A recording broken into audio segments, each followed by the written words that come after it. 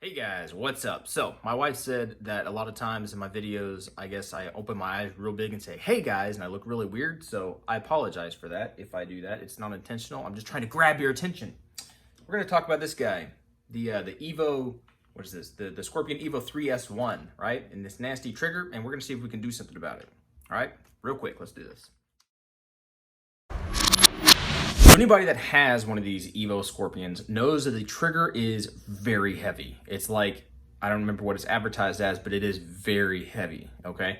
And it works and it's fine, and some will argue that for a home defense gun, you want a trigger that's like trying to break a brick wall by pulling it, whatever. That doesn't make any sense. But some people want a really, really heavy trigger. Some people are like, stay away from custom trigger stuff. I'm in the medium ground. I'm in the medium ground. I say, do what you're comfortable with and do what is within the law. So if it's within the law and you're comfortable with it, you're the one that's going to have to answer for it anyway. So that being out of the way, and probably didn't make any sense, we are going to adjust this guy because an 8-pound trigger on a carbine like this, that's not good. It's not. Anybody that I have ever had shoot this, they do notice it has a very heavy trigger, especially when compared to like my AR9, which has a, obviously like an AR-15 trigger. You can put a Geisley in that thing, really slick, really nice. This thing is heavy. So I started looking around, actually for another person's project, and oops, turn that light on. And I ran across a company called MCarbo, whatever these people are. MCarbo, I think is what it is. Anyway, they've got a bunch of different kits and things for replacing springs and pieces and stuff to make guns have a better trigger. Okay, so I got their kit. I think it's like 14-ish bucks or whatever. Basically, it's a couple springs and a couple washers. Really pretty simple. And they say it, like, I think they advertise it drops the trigger pull weight down to about 45%, right? So we're going to look at this guy, okay? And we're going to see what initially we have as far as trigger pull goes. Make sure y'all are angled down here a little bit. I'm not going to show y'all the whole process. I'm actually going to try and link the video that the company themselves puts out, because it's a lot more intuitive, informative, whatever, hearing it straight from the horse's mouth. And that probably help you a lot more. Dang it. Okay, so that maxed out 8 pounds. Okay. Let's just do 3. Try to make sure we're putting this in the same spot every time. Yep, right at 8 pounds. Probably doesn't zoom in. Probably doesn't focus, but right here, right at the end, right in the sweet spot. Yep, right at 8 pounds. Okay, so an 8-pound trigger. This thing is very heavy. It's not a bad trigger per se. It's just not a good trigger. It's very heavy. It just pulls and pulls, and it just breaks. There's no wall. It just pulls and pulls and pulls.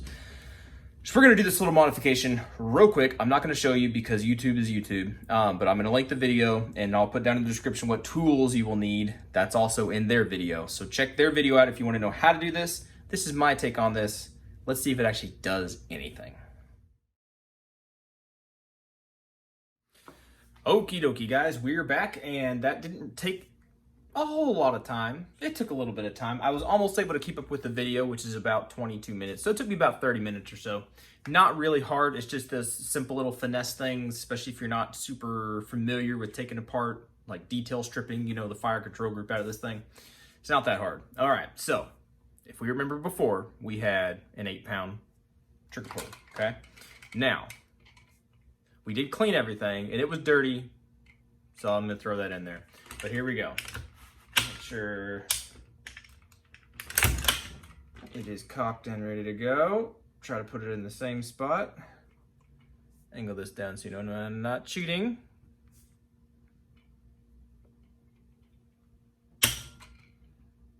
There you go. Proof in the pudding. At least, well, not at least half, almost half. That's right under 5 pounds. Okay, almost 4.5 pounds. All right, let's do it again. Yep, right under 5 pounds, right under it. One more time. Since we did 3 last time, we'll do 3 this time. Try to get it in the same spot. Yep, same thing, right in between 4 I mean 4, right in between 4.5 and 5, right? So right there in the 4 3/4. Dude, okay, and I can tell you, feeling it, dry fire kind of stuff, yeah, that is way nicer. That was not that way before. It still doesn't have like a wall, right? You just pull, and that's all it is. It's just kind of a squishy pull. It's just lighter than what it was before. There is no wall. It just pulls and pops. Anyway, there you go. So this stuff does work. I will shoot this thing and see if that makes any kind of a difference. I should have done some kind of accuracy thing before and after, but I didn't. I don't know if that would make a big huge difference, because this is a close distance firearm, right? This is a pistol, and basically it's used as a pistol. So anyway, let me know what y'all think of that. If you have a CZ Scorpion and you're sick and tired of that super heavy trigger pull, I know there's other trigger shoes. I think that's what this thing's called, the trigger itself. You probably can get different trigger packs. You can get different trigger this, trigger that. This thing's like $15, okay? And I can't remember if they did free shipping or not, or if it was a couple dollars. It's less than $20, okay? From what I remember, it's less than $20.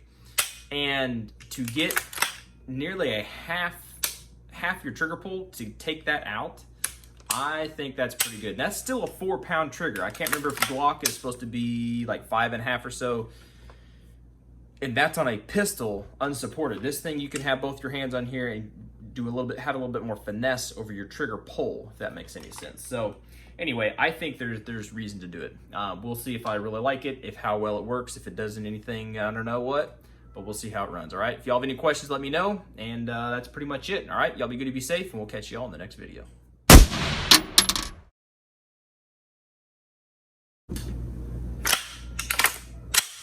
See, you can still do that HK slap even with these things. That's why that's one of the reasons I got this guy to begin with, because there was no way at the time I was paying for a MP5, but I was like, dude, you can still do that whole MP5 slap, and it has the MP5-ish kind of look to it. Yeah, I still like it. It's cool. Okay, sorry.